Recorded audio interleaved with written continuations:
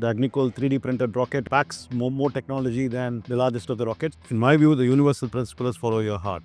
In good time, we will actually get Hyperloop to actually do Chennai, Bangalore in 15 to 20 minutes. We build the shortest winged eVTOLs in the world so that we will be able to land in fairly tight spaces and pick you up from where you are, take you to where you want to go. So we are looking at first commercial flights happening sometime in 2026.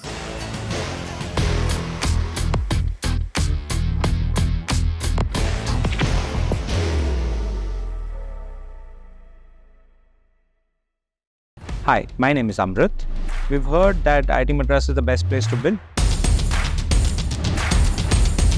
So we've come down to the Sudan Shankar Innovation Hub. We want to meet some people. These are builders. We want to talk to them about their work and also ask them what makes IIT Madras the best place to build.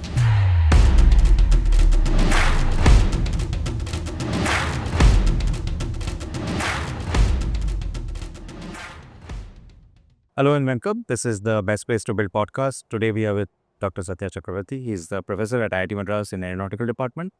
He's also a co-founder in multiple companies, including the ePlane company, and we'll talk about it a lot today. He's the head of the National Center for Combustion Research and Development at IIT Madras. Welcome, Professor Satya. Good morning.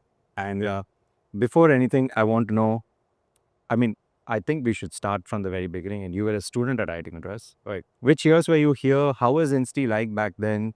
And most interesting to me would be to know if INSTI lingo was still a thing then and how did it sound like? Oh yeah, I was here as a BTech student in aerospace from 1987 to 1991. I was in Alak as a hostel in which I was. Engineering was huge back then when compared to what I can see now. To the extent I can interact with students, but students won't talk the lingo to me. So I think the institute was like far more laid back when compared to what it is today. Did you have the culture of giving nicknames? Did you have a nickname? I did. I do. I still do. I still do carry that nickname. May I ask? Yeah, it's a very nice nickname to have. I was called Mama. You call Mama. Is there a funda behind it? Maybe I was actually a bit bigger than other people. Okay. Nice. Damn cool. When you say Insti was more laid back, what do you mean? Like, was there less academic pressure? Was there less? I don't know what that means.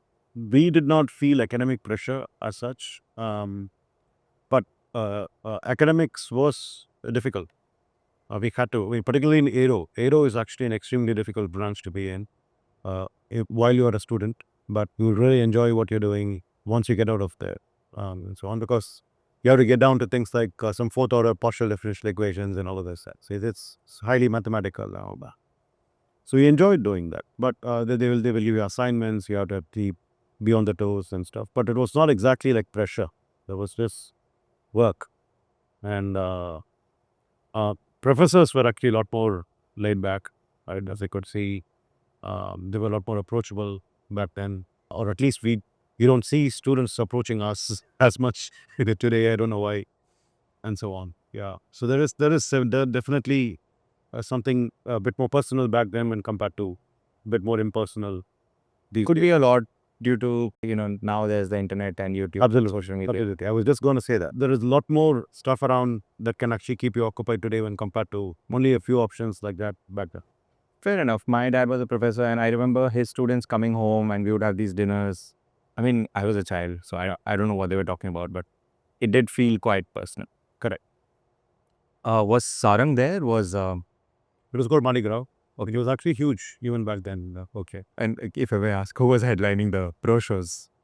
Oh, I did once. As a coordinator, if you ask. Back then, I think there was a bit of a cultural movement. I think IITM was actually kind of partnering with SPICMAKE, and SPICMAKE was telling them, why don't you actually have more desi stuff? So, for example, when I coordinated, there was Pankaj Das. Oh, nice. And there was Amjad Ali Khan.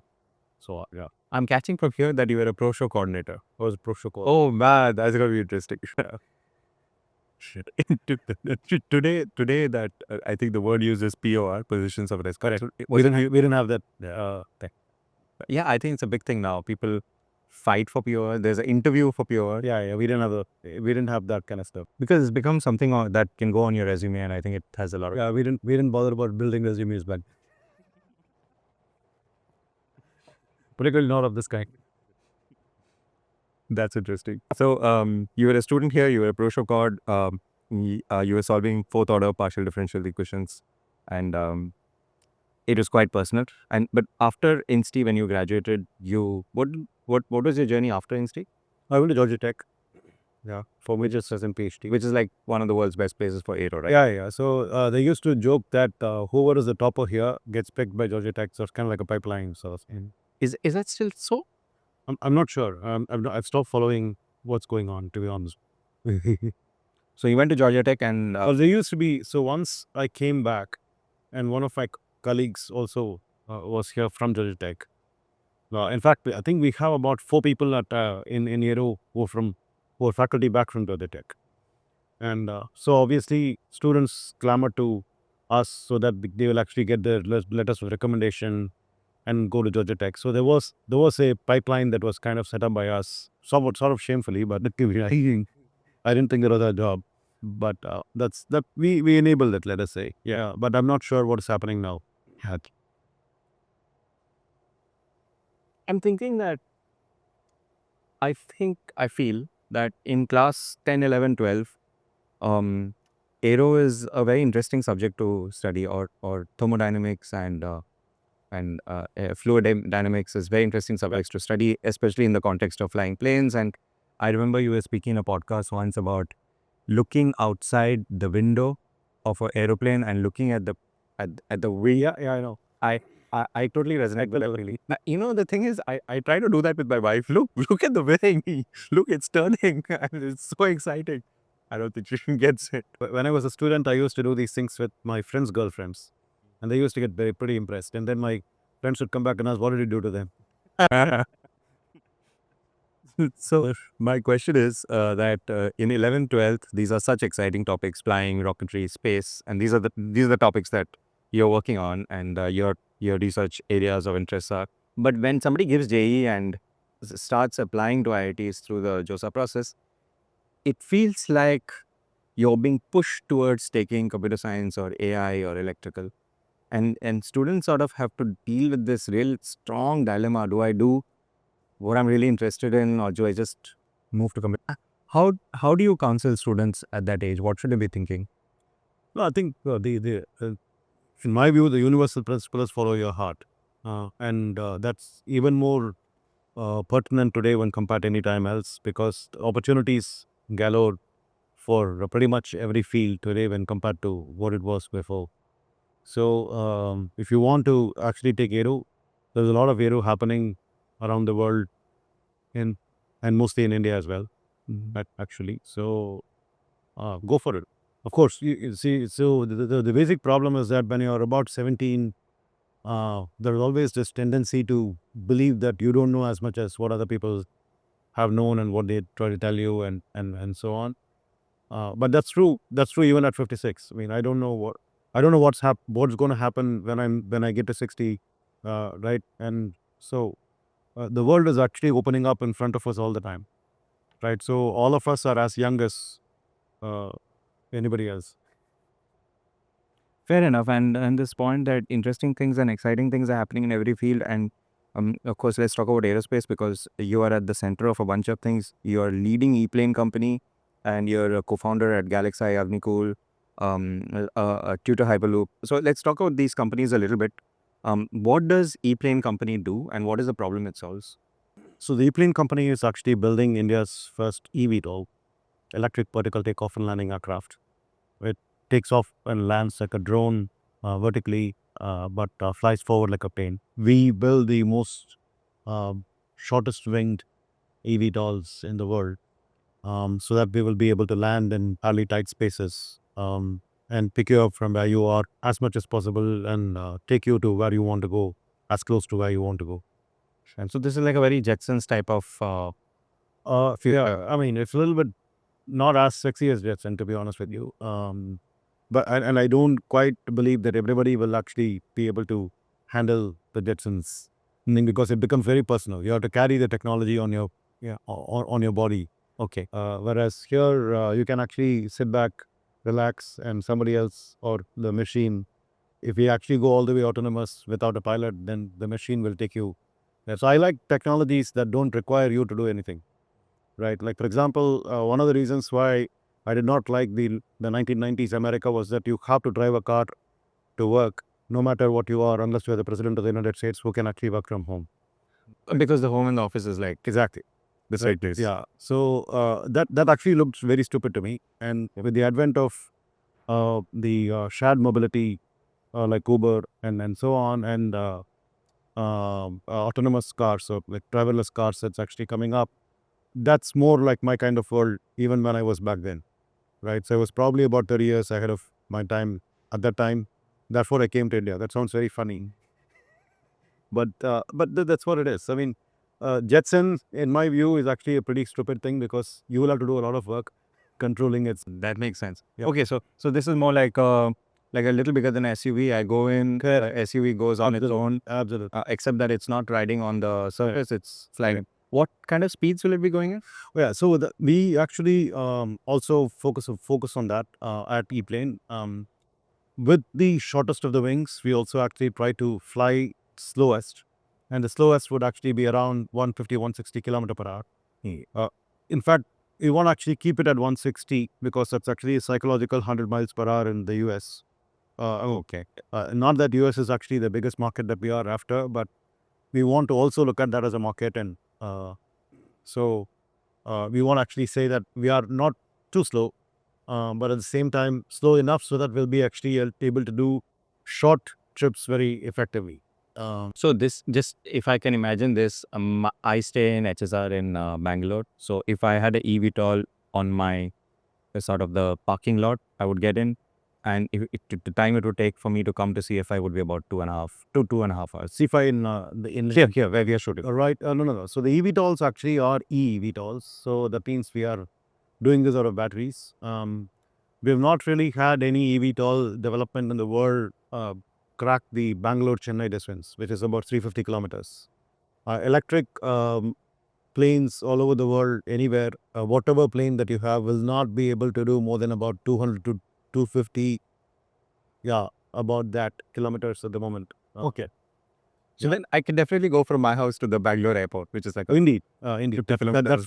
what this is actually meant for. And in fact, if you think about it, there is like Vande Bharat that's happening, and then pretty soon, I shouldn't say soon, maybe in good time, we will actually get Hyperloop to actually do Chennai Bangalore in somewhere between 15 to 20 minutes and so on. But you'll have to go to the Hyperloop station from HSR there in Bangalore, and then get back from the Hyperloop station in Chennai to C5. So those last mile distances could actually be a lot more painful when compared to intercity. So we are actually solving that, the intra-city and just around the city sort of.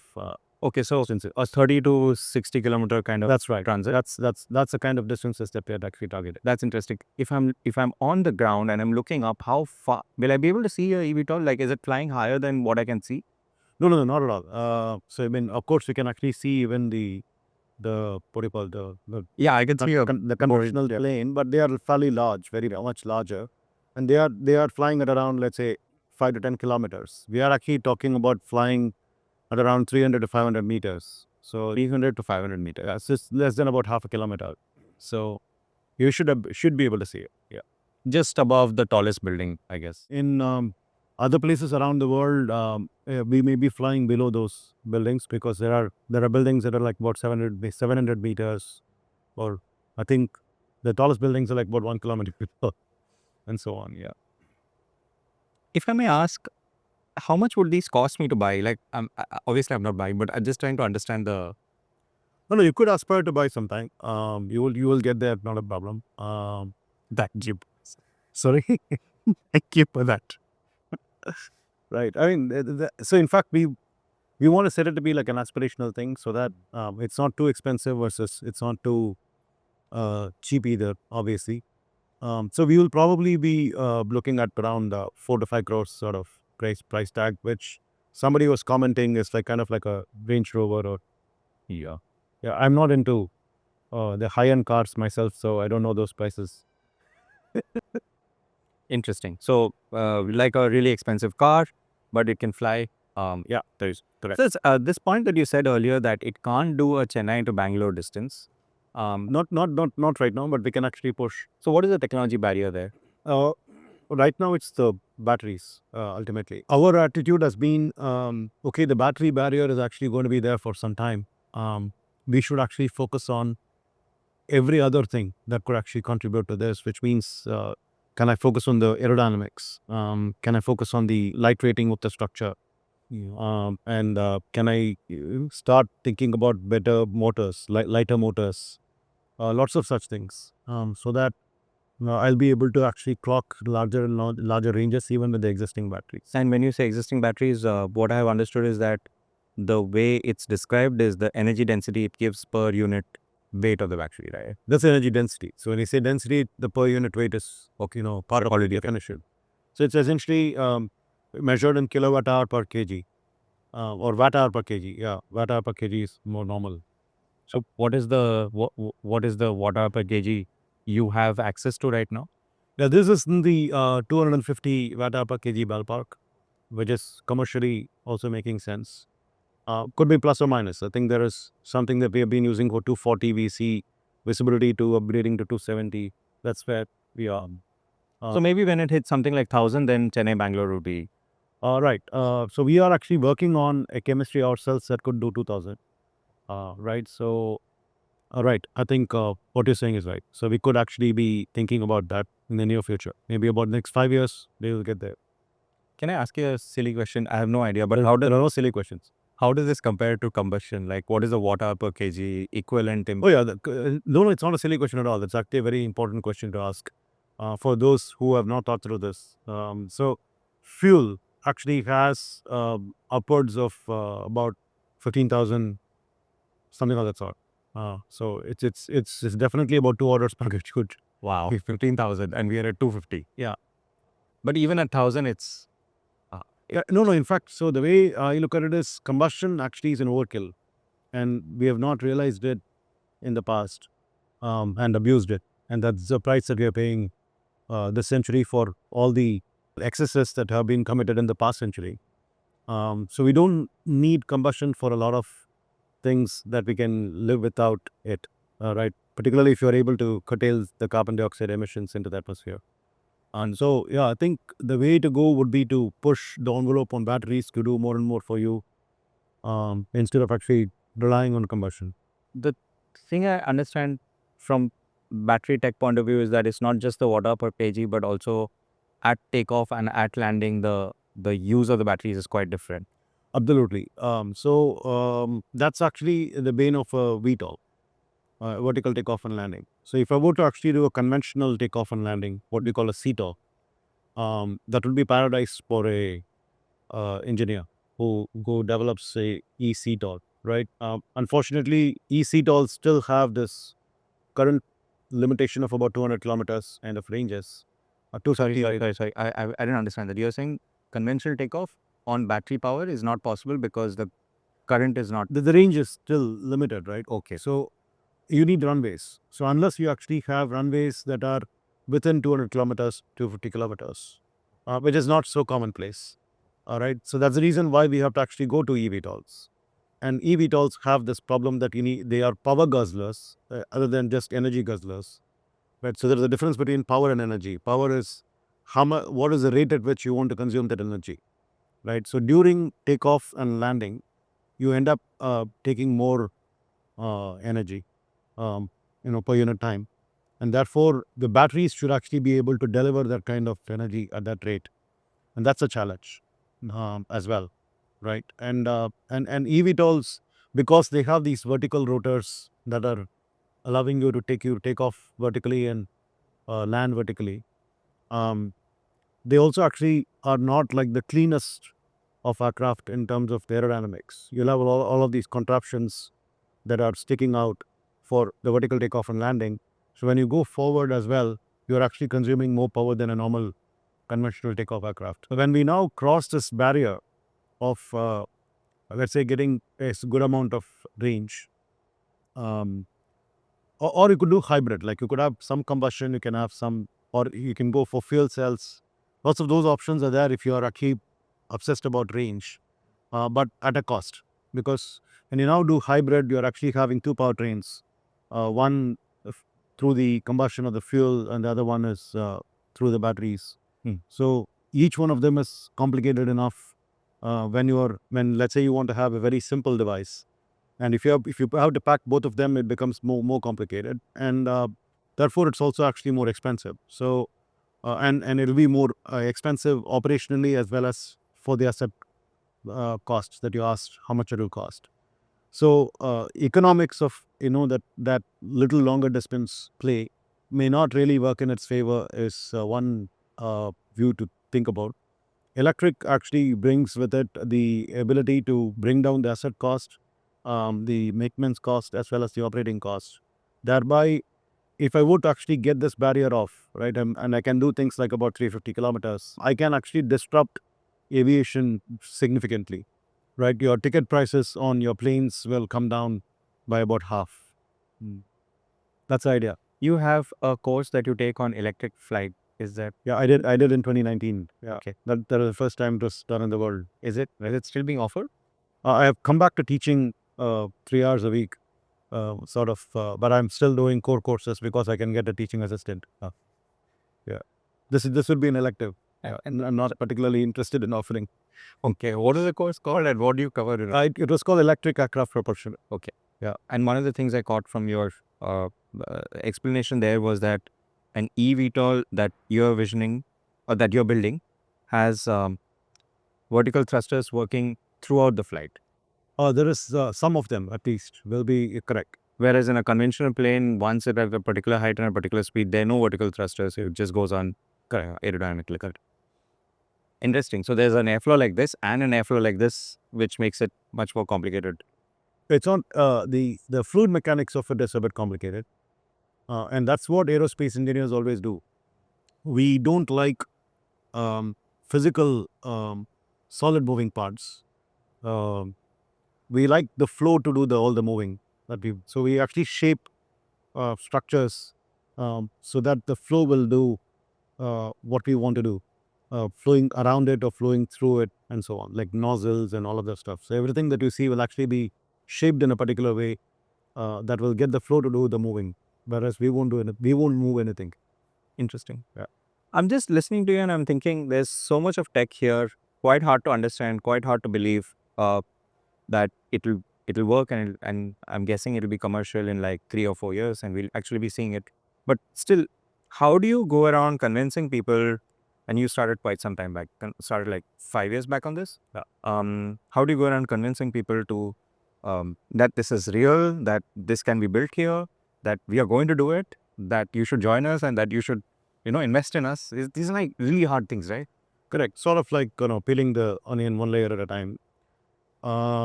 I think from an investor's point of view, I think I've said this before as well.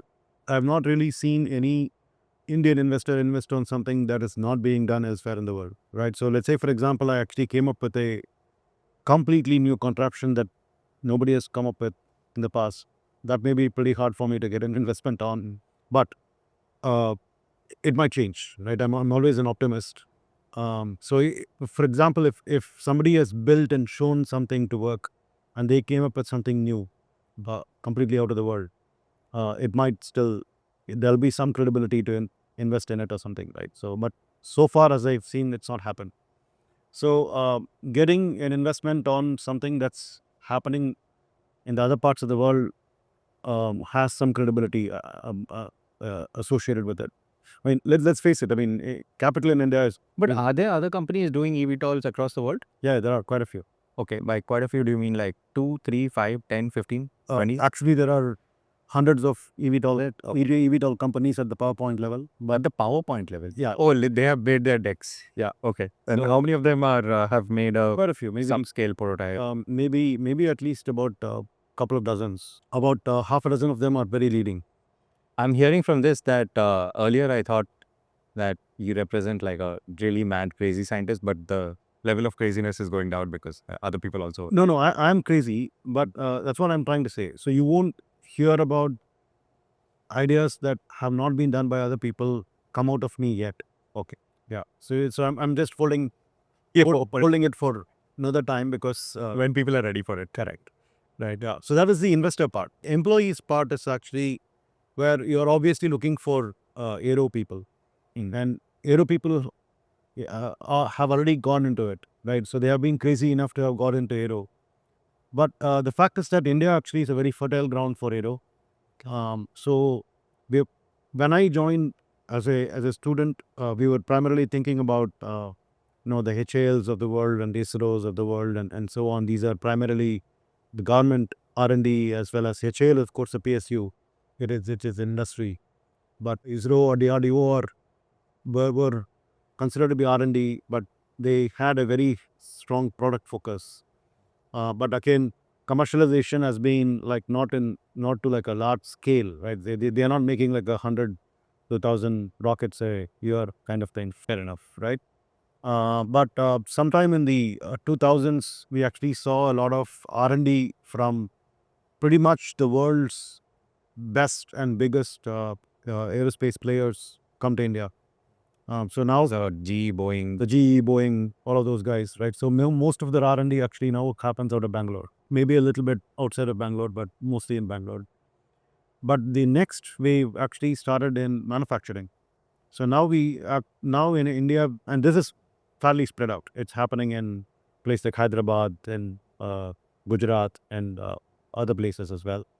So there is quite a bit of aerospace manufacturing that's happening. In fact, in Hyderabad, I think Tassel actually makes a full 12-seater pilotless plane without anybody knowing about it. It's completely meant for the export market, not for India's consumption.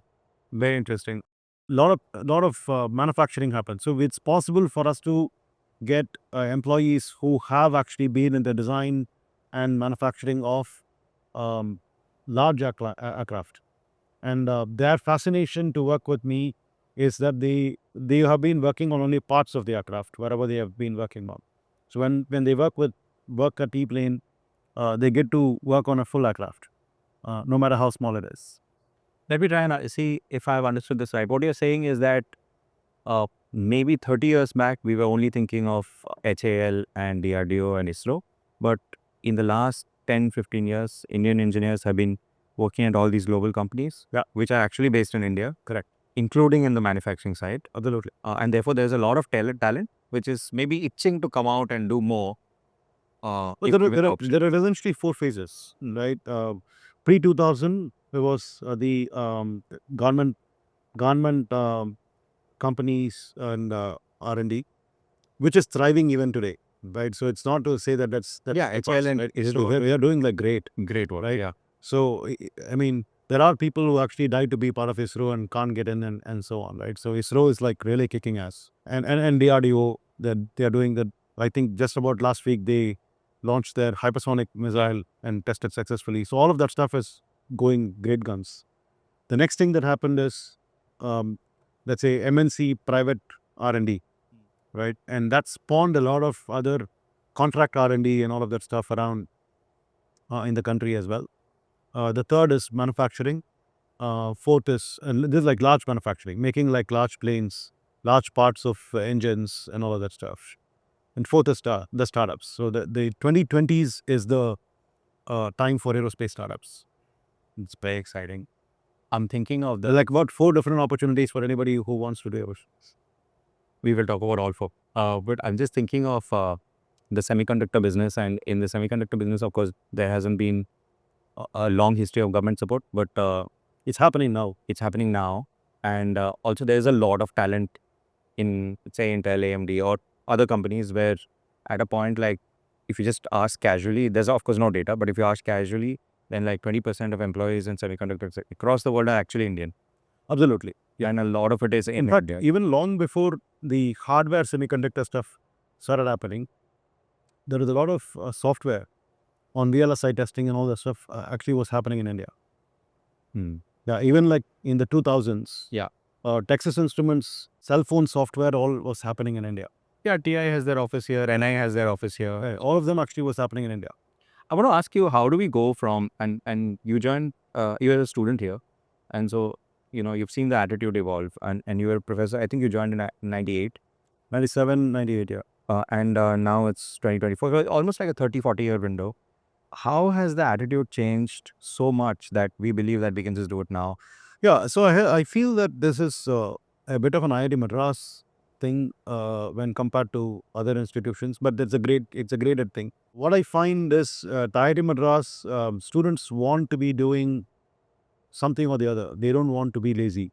Whereas back then, we finish our days classes and stuff, and then come back, just start chatting in the hostel corridor, and then We had this thing called wing cot. wing Did you cot. have a wing cot? Absolutely, right. So the wing cot, right. So the wing cot was actually where we just sit and yak and all that stuff. Then there was like one computer that came to one room in the hostel, which people can share, and Yeah. people started playing computer games, and we also started having computer labs. What were the games you were playing? I think, I think they're still there. No, What do you have? Doom? No. Civilization? No. no. I'm thinking of all games, and I'm thinking, no, that came in 94, that came in No. Yeah, it's even before that. I'm talking about like 87, 88 time. Oh God, I had no idea what it is. So maybe some Atari game or something. Yeah. Very, Pong. very primitive. Post Pong. Yeah. I wouldn't play those games, but I've seen like a lot of people get there. So the thing is, computers were like very not so commonplace for us to access. Internet was not there, and so that's something that you can't even imagine today, right? I think internet has definitely revolutionized everywhere. Yeah. And that's also one of the reasons why students today know what's happening around the world. So the basic problem with the world is, like if you take an average American undergrad, he or she actually by default assumes that whatever best that can happen to them will actually happen in America. Right. If you take an average undergrad from elsewhere in the world, to the west of Europe, let us say, including Australia, I've been to these different places, think the same thing, which is like the best that can happen to them can happen in America. Yeah. Both of these are wrong. Yeah. A lot of people across the world, including inside and outside US, believe that their best case outcome is just land up in the US and Correct. this will happen. Correct. So I've seen, like, I've been to Australia, and then Australian undergrads want to go to the US. Yeah. I'm like, why? Why can't you? So that is changing a bit because we now have the internet, and the internet actually allows us to see what's happening on the other side. And then we start saying, oh, is that all there is? I mean, we could do it right here. We don't have to wait until we get there, and so on. Yeah, that's a key thing. It's a leveler. Wow. And it's also kind of like I'll tell you, as you grow older and like become like this, what they call as a boomer, right? You're not actually so much used to the internet as much as like a younger person. Yeah. Right. So I've seen when I used to go to the US about 20 years back and then see younger people get on the internet for every silly thing.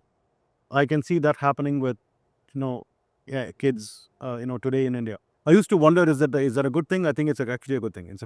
So one thing you're saying is that because of the presence of the internet, we have a sense of what's happening across the world, and this illusion that we have to get there to do something of our lives is sort of shattered. The other thing, the other interesting thing is what I have also.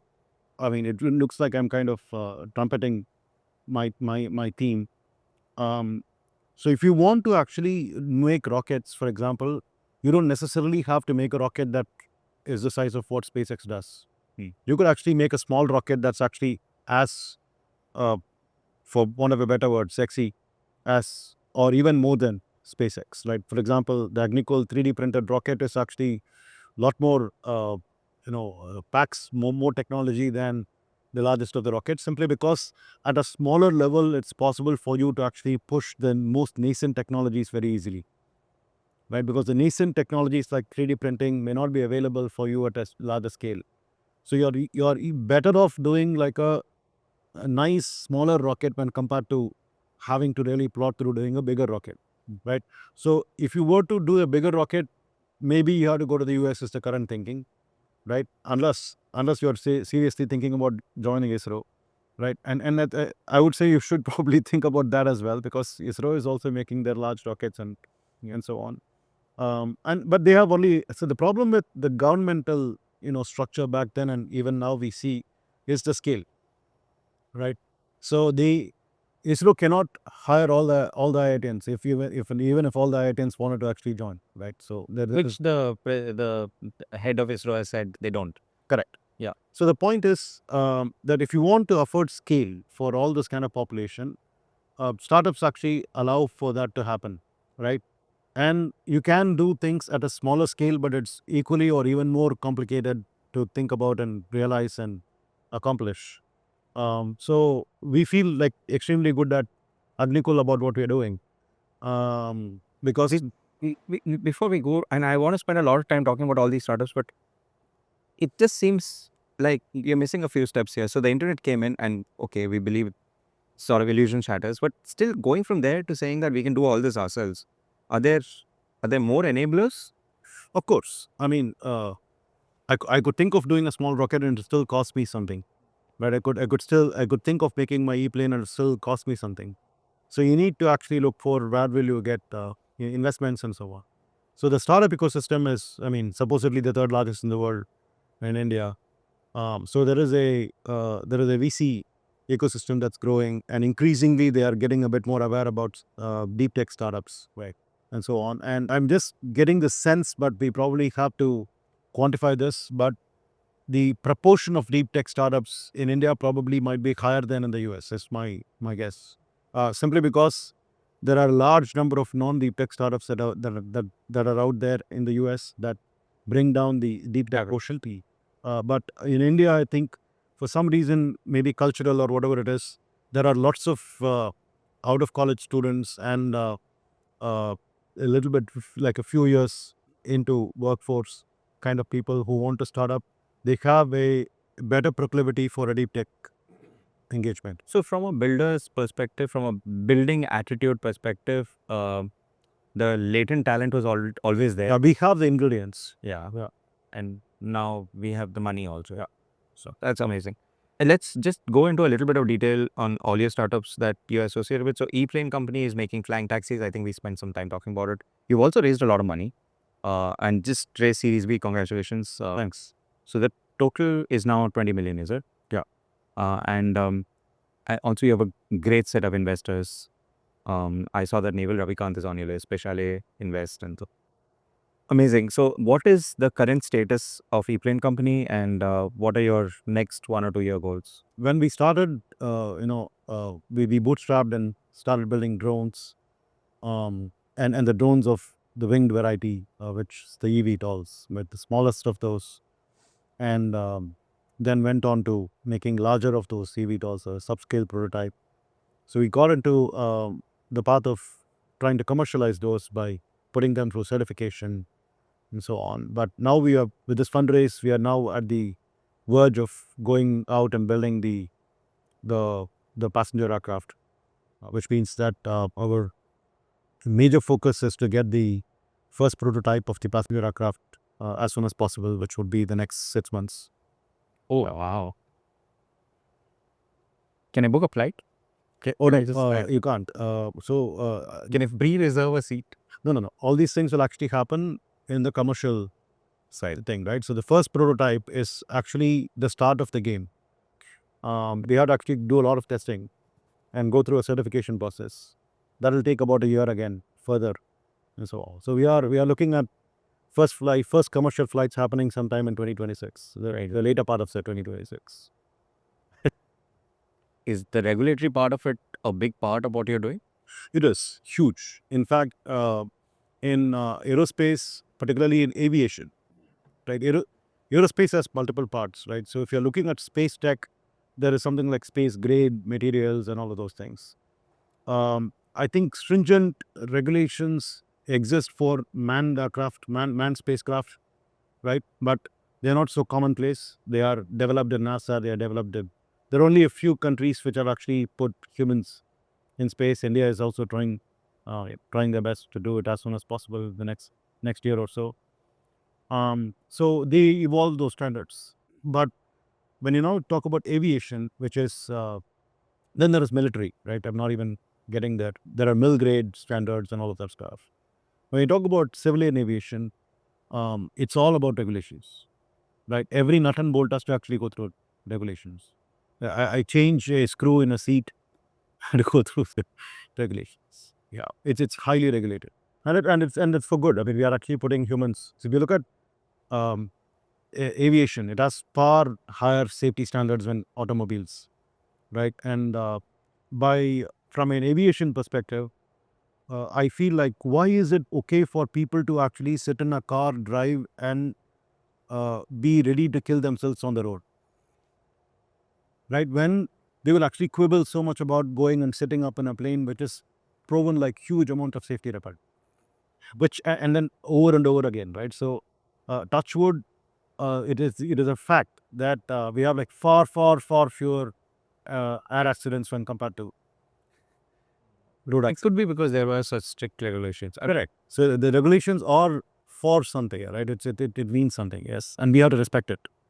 Yeah, and I guess when you look at the EV industry, and there are a lot of players who sort of cut corners left, right, and center, and we've seen sufficiently high number of EV car and EV bike related accidents in the recent past. So maybe if there were stricter regulations there, then those would be freer. Correct. So we spoke about the ePlane company. The other companies that you mentioned were Agnikul. Can you tell us a little bit about Agnikul? So Agnikul started sometime in second half of 2017. Started with ideation, then in incubation, incorporation, and all that stuff. And 2018 is when we actually gave shape to the ideas completely. Where we decided that we will do a 3D printed engine and try to do it as integrated as possible. So you have only two inlets, a LOX inlet and a fuel inlet, and everything else actually happens inside, cooling the walls, uh, injection, and then atomization, burning, then expansion through the nozzle, all of that stuff. So you have two inlets and one outlet. The one outlet is the nozzle where you get the hot gases come out. The stuff that we see that pushes the rocket up. Right. So we mastered that art of making that kind of a rocket with 3D printers.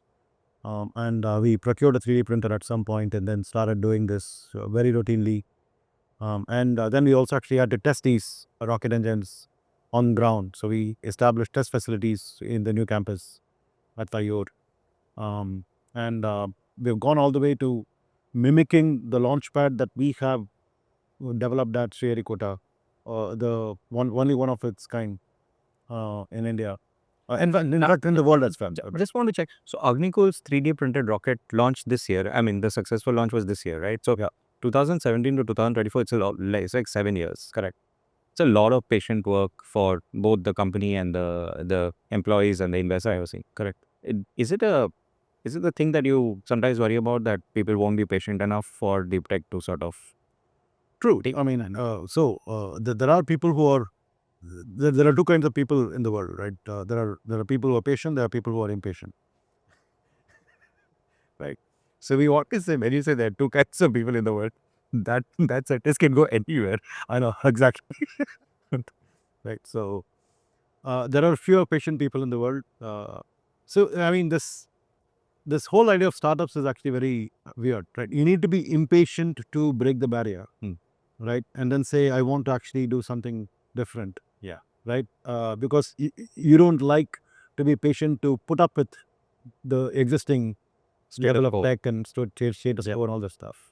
But once you set yourself up to saying, okay, I'm actually going to do this impatient thing, you got to be patient to do it. It's very interesting. You have to be impatient externally. Like, go move. Yeah. Give me the regulation. Let this move. Correct. But you have to be very patient internally. Correct. There are a few people like that. Agnikul makes 3D printed rockets. GalaxEye is also a company that you're involved in. What do they do? So again, I want to dial back to the internet leveling things and stuff, right? And if you notice what I have been saying about ePlane and Agnikul now, and what I would be saying about GalaxEye and maybe TuTr Hyperloop next and all of that, our benchmark is world standards, global standards, right? So we want to do something that's the best in the world in some way or the other, mainly because whatever is the best in the world that we want to do has to actually be for a very tight business case that can never be excelled by anybody else in the world. And world is the market for us. It's not like an India market or anything like that. So the tech has to be global best, so that we will actually be able to target global markets and be a global company. Yeah. Right. And the tech is, crafted for the best business case. That's a paradigm. So if you look at GalaxEye, so I think to the extent we still hold fort on, we are the world's only satellite company that's mixing what's called the synthetic aperture radar that can cut through cloud cover or image during nighttime when there is no solar illumination, as well as a multispectral or hyperspectral camera that will image in the visible spectrum that our eyes can see, and juxtapose them with deep learning algorithms to figure out, if I don't have the illumination or if I'm seeing through cloud cover and there is an obscuration of the visible spectrum camera, how can I actually render the SAR images as if they are visible? Right. So I know a little bit about this. So let me see if I'm getting this right. And from what you said, when satellites have been taking images of the Earth forever, but most of the time there is a lot of cloud cover. Correct. GalaxEye. No. Most of the time, half of the time there is night. Half of the time there's night. So there are two types. There's day. So that's why it's cut. 50% is gone. Yeah. Right. The remaining 50%, most of the time there is a cloud cover. Right. So the actual and you can't really stop a satellite in midair, so Yeah. it moves. So if it's moved above a point where it's night or Yeah. cloud cover, it would take an image. Correct. So the SAR technology the technology that GalaxEye mixes SAR images, real images. I have a very simple sentence to capture the whole thing. Right. With GalaxEye, we have run out of excuses for not imaging the world 24/7. Right. That's what it is. Otherwise, satellites were actually doing the job only 10 to 20% of their time. That's very interesting. Yeah.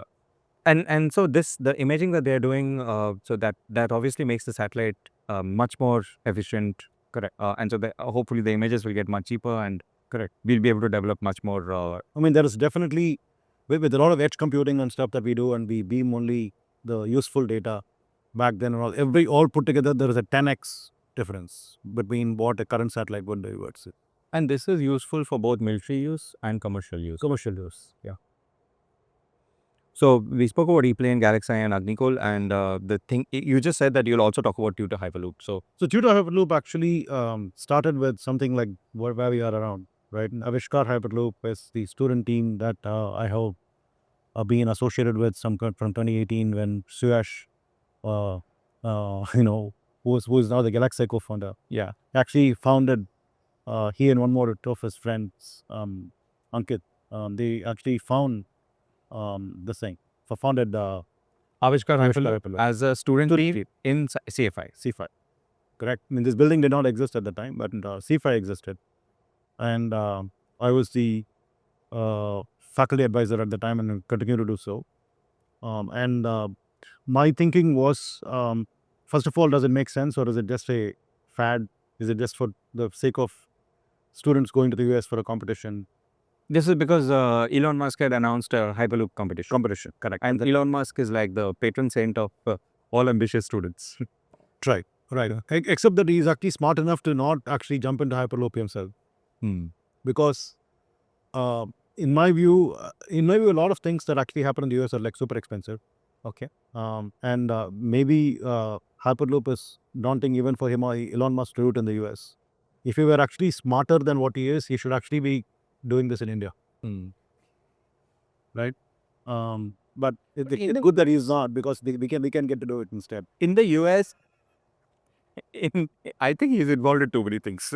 Yeah, exactly. That's another thing. In the US, I think maybe people in India are aware of it a little bit, but in the US, a lot of innovation happens because there were some really crazy prizes that teams gunned for, like the DARPA prize or the Right. And so I think that was his intent, right? So if the Hyperloop prize, Well, see, we have kind of gone past that point. Like, for example, there was a DARPA prize that was announced sometime in the 2019 timeframe, if I remember, which was actually exactly the Agnikul problem statement minus the affordability. Okay, so Agnikul's problem statement is launch anywhere, anytime, affordably. Right. So DARPA actually came up with a competition saying, is it possible for you to develop a launch vehicle which can launch anywhere, anytime? Right. I mean, it's so as if it sounds as if like Americans don't bother about affordability at all, and that's kind of, why wouldn't you? Right. Whereas we do, and that's actually a key thing. A very different thing about Indians is that we actually worry about affordability, and that's where Hyperloop comes in. Right. So when we are developing technology, so my question was, am I doing this just with the students for like a fad? Is my time worth spending on this just with the students, or am I just having fun? So I take even fun seriously, unfortunately. So I started asking questions like, does it make sense for like a place in India? What does it take today to move people from one place to the other, right? And what's the kind of ticket prices will people be willing to give, and can we afford it, and so on? Because this is one of the questions that when you now say Hyperloop, it's like, oh, it's not an Indian thing. It's right. It's too pricey or whatever it is. So the answer is we actually did a patient workings of all the costs involved and all that stuff. So the hallmark of Hyperloop is it actually pushes this paradigm to the extreme where there is a lot of upfront cost, right? But you actually slash down the operating costs like crazy. And to the extent that you can afford to have people go from Chennai to Bangalore in about 15 to 25 minutes, let us say, for about 1,500 to 2,000, 2,500 kind of rupees ticket prices, which will shatter aircraft, flight, mobility. But this is only on certain routes, right? So the paradigm here is there were landline phones, which is kind of like current day railways. Then there is mobile phones that is equivalent to flying, like for example, eVTOLs flying from anywhere to anywhere with like very small landing strip that's required, and so on. So similar to the cell phone towers that are there here and there, and so on. Hyperloop is actually the equivalent of fiber optic cable. And you want to actually send like a lot of data and all this stuff along one particular line. Very interesting. So I want to unpack a few things you said. One of the things you said was that it will be commercially very viable in certain routes and certain. No, it will be viable in the route it is. Of course, you can't put a Hyperloop from nowhere to nowhere. Yeah. Right. Right. So anywhere that makes sense, it will be commercially viable. But you can't be having like Hyperloop lines everywhere in the country. Yeah. Right. For example, by 2047, the government has now caught on to Hyperloop. Right. The Indian government, they have like a Hyperloop map they want to achieve by 2047, which will actually be like Chennai, Bangalore, Mumbai, Ahmedabad, Delhi. No, that This will be for people or material. by 2047, this thing is people. We think that we can actually get to people in less than 10 years. But I mean, it, Chennai to Bangalore is 300 kilometers, 350 kilometers, and you're saying 15 minutes. That's really fast. Yeah. So so the peak speeds that we should be targeting ultimately is 1,200 kilometers per hour. But we found that we have to cross like 600 kilometers per hour for it to make sense to compete with flights. But what happens to the human body? Like, isn't it too fast?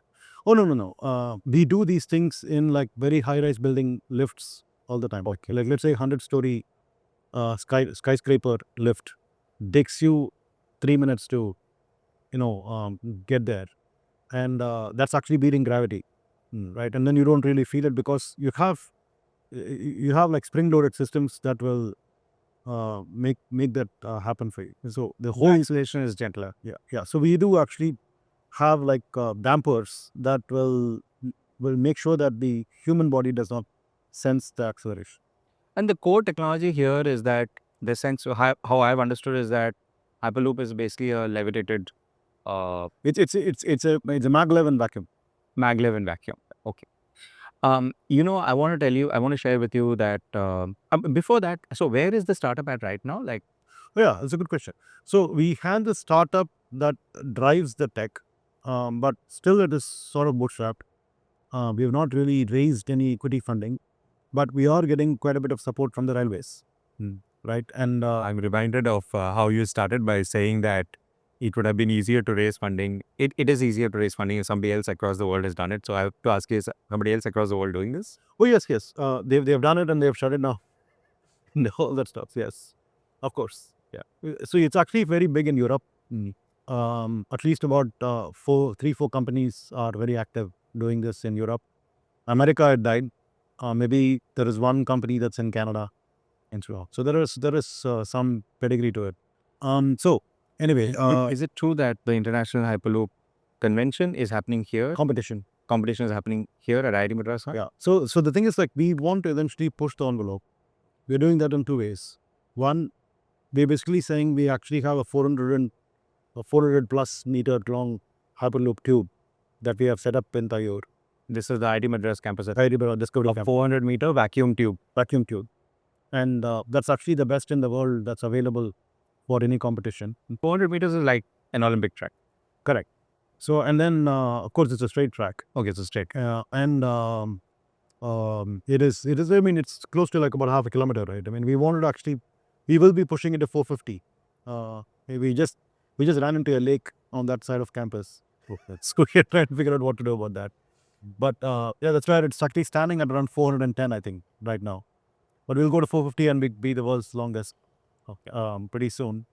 And today's European competitions do not have a vacuum tube at all, right? And then so we will bring the vacuum tube to this competition and elevate the standard of Which means a lot of the teams across the world which are working on this technology might want to just come here to use the tube. Correct. That is one.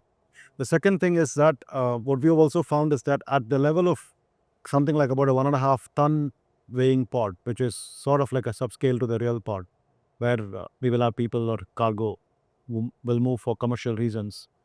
At that scale, we are actually packing all the levitation and contactless propulsion, magnet, there is linear induction motor based propulsion and braking, all of that stuff. So we are likely to actually have the full Hyperloop stack of technologies ahead of others. This is a hare and tortoise story happening here. Sorry, what? I didn't understand that analogy. So everybody thinks that we actually would be slow in India, right? Because of want of funds or whatever it is. And there's actually a very nimble team of about some 15 to 20 people, right? Pushing the envelope there at TuTr, right? Backed by Avishkar is actually more of a dreaming student team, which wants to actually push the envelope even more than what TuTr is doing at scale. Avishkar does not have the burden of scale, which means that they can develop technologies, a lot easier every year on year, which is actually a good thing to do. And they would also, all of us actually do all these things at some much lower cost than what anybody can imagine anywhere else. Right. I want to share with you, and of course, we have spoken informally, and I've said this to you earlier, that one of the reasons we started this podcast is because during one of our Ask IIT roadshows at Bangalore, we had a conversation with a parent who, after the presentation, couldn't believe that somebody in IIT Madras is working with Hyperloop, that we are an internationally recognized team. It was surreal to me because we have grown here, CFI, there's a Hyperloop is there, Avishkar is here, and so on. And when you talk to people outside, do you feel like they just don't believe you? I mean, the disbelief quotient actually exponentially increases when I stack up all these things together. From ePlane to GalaxEye to Agnikul to If one thing is unbelievable enough, 4 of them together. What are the chances? Very nice. Very cool. I want to go back a little bit in time, and we spoke about your student days, and then you went to Georgia Tech. When you came back to IIT Madras, you were teaching in Aero department, right? And at some point, you started the National Center for Combustion Research and Development. What does the NCCRD do? What are your research areas in the combustion field? Can you give us a little bit of input? So when I came back from Georgia Tech within a couple of years, I and my colleague actually started doing quite a bit of laser diagnostics, which was sort of novel in the country. And there was quite a bit of interest in the Indian strategic sector, which is like space and defense, for doing some cutting edge stuff. And pretty soon we also found that GE Aviation was clued into it and they wanted to work with us and so on. So all of this was actually nucleating me to start putting together a set of people much larger than just the space and defense sector and aviation sector, bringing in automobiles and thermal power and also fire research, fire suppression, all of these things. Wherever there is anything that burns, whether you want to let it burn in a controlled manner or put it out when it is not desired, everything put together. In fact, I think during COVID, somebody actually came and said, is it possible for you to actually figure out how to burn bodies? It's kind of morbid, but no. Anything that burns is actually under our purview. So it just tried to enlarge the scope to bring about some 30 faculty members together, which is the largest of its kind in terms of grouping. Then we had the funding opportunity to build a 5-story building with a couple of other smaller buildings for safety purposes to set up separately. That's actually the largest of its kind in the world. In an academic 5 stories of combustion. And 5 story. So these are all separate facilities to. We have some very cool facilities like in the microgravity drop tower. We have a supersonic combustion rig.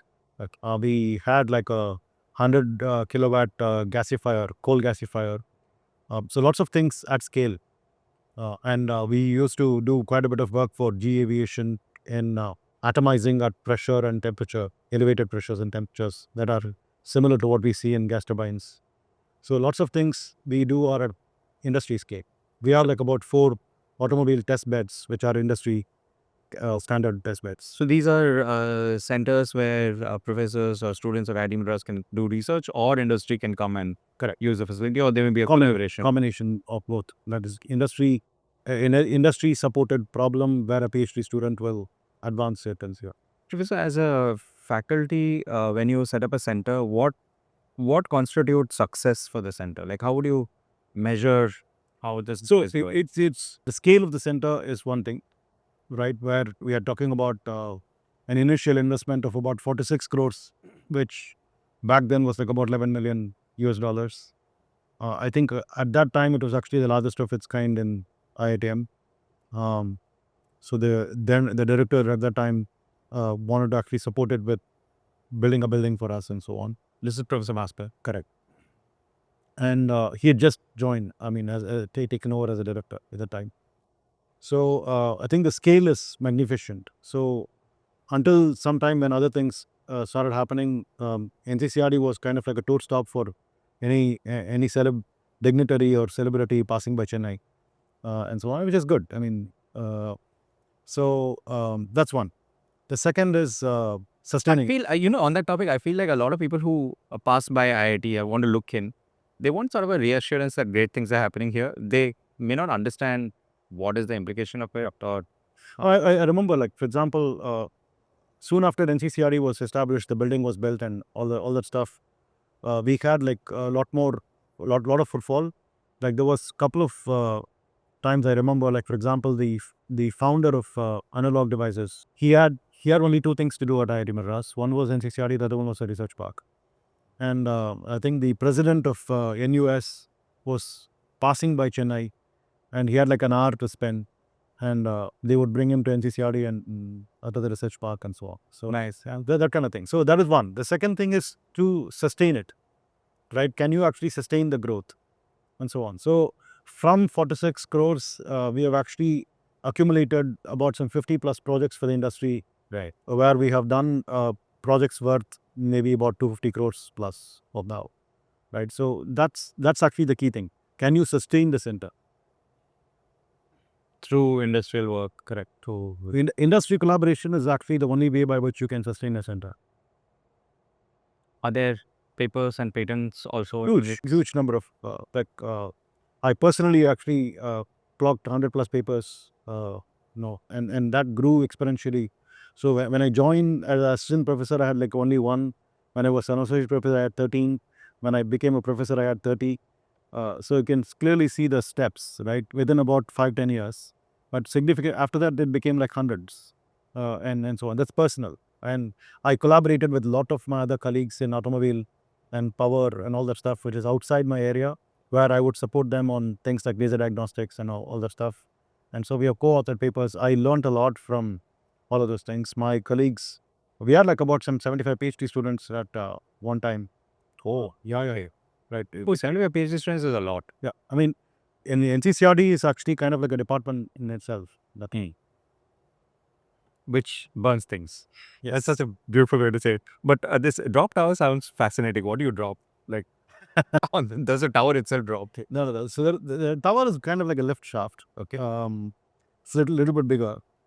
And we have to actually make sure that we drop a capsule that doesn't hit the walls. So it has to be dropped like perfectly right in the middle. And it's a little bit interesting. So we actually have two capsules, one inside the other. The outside capsule is sort of aerodynamically shaped and a bit long. And the length of the capsule is determined by how much time it takes for the inner capsule to fall within the outer capsule by the time the outer capsule drops from the top to bottom. Okay. So we are about a 38-meter tall drop tower, that's the fifth largest in the world. And we wanted to actually be slightly bigger than the smaller of NASA Glenn's two towers, which is actually more often used. So that gives about a 2.3 seconds of microgravity time. And we wanted to aim at 2.5 seconds to make it the fifth largest.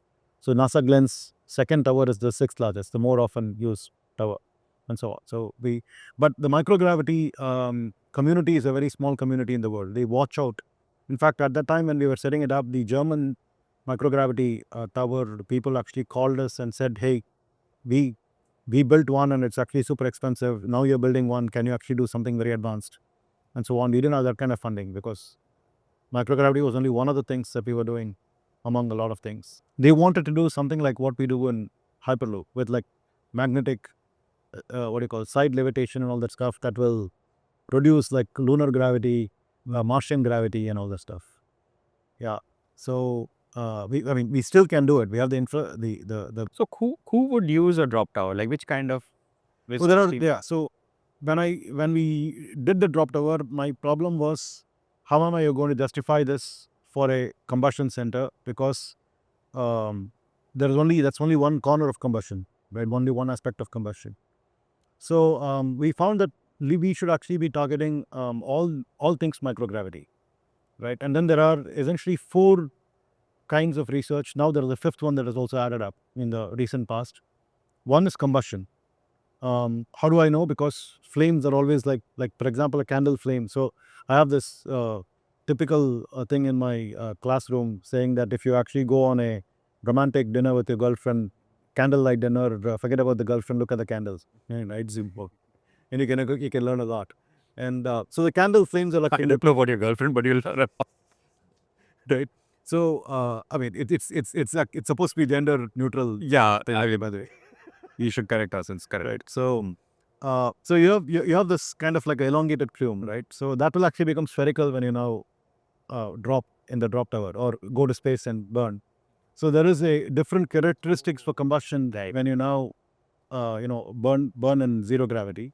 Right. Then there is fluid mechanics. So there is a lot of fluid mechanics like lubrication and all these very tiny stuff where there is surface tension involved, and surface tension competes with gravity in those places and so on. So there is like a lot of microfluid mechanics work that will get altered, like valves, how they function and all this stuff. Well, actually, At a very meta level, can I say that a lot of engineering throughout the years, like maybe before the word engineering was there, was about controlling fire, flame, combustion, and so on. absolutely. And a lot of this has to be relearned on how it'll happen in space. Correct.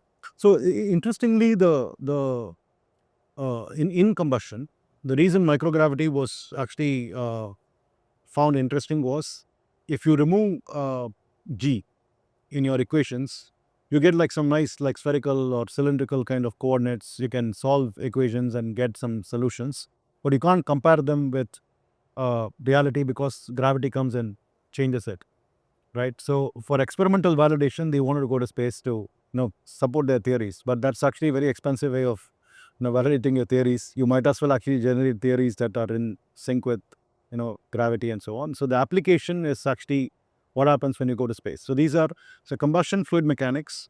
Then there is crystal growth, things like in pharma and lots of material science. There is crystal growth actually gets affected by gravity. The lattice, imperfections and all those things will actually will come in because of gravity. So if you want to do like perfect crystal growth, particularly for drugs and so on, you want to actually use microgravity. And the fourth thing is biology, right? How do human beings work? How does tissue decay if you don't have gravity? Bones, so lots of such things. Now, on the crystal growth, you need to have a longer time period than what you can get out of a drop. 2.5 seconds is. For biology, you need like much longer times. So there is drop tower, there is parabolic flights, which is where I'm also thinking ePlane will actually be useful at some point, and cheaper to do. And then going to space and setting up a space station and going around. So these are the three. How much things. time does a parabolic flight give in? That will be about a minute or two. It's not again very large. So things that happen in the 2-second framework, you can measure with a drop tower. Correct. So like combustion and fluid mechanics actually happen fairly instantaneously. Okay. Yeah. So the idea here is the microgravity and Hyperloop have a parallel in the sense that we are actually trying to create a space like environment on Earth, and that is what is actually looking like very daunting. I also see one common thread, which is that if you have a drop tower, there will be people across the world who will sort of come to you. Correct. And So we are actually running the microgravities, what do you call International Microgravity Symposium now. Okay. Yeah. So we are part of the community. And if you have a Hyperloop testing facility, the teams across the world working on Hyperloop will come to you. So there's like a sort of like, if we have this modern testing facility, best in the world, people will anyway come to our stabs. Absolutely.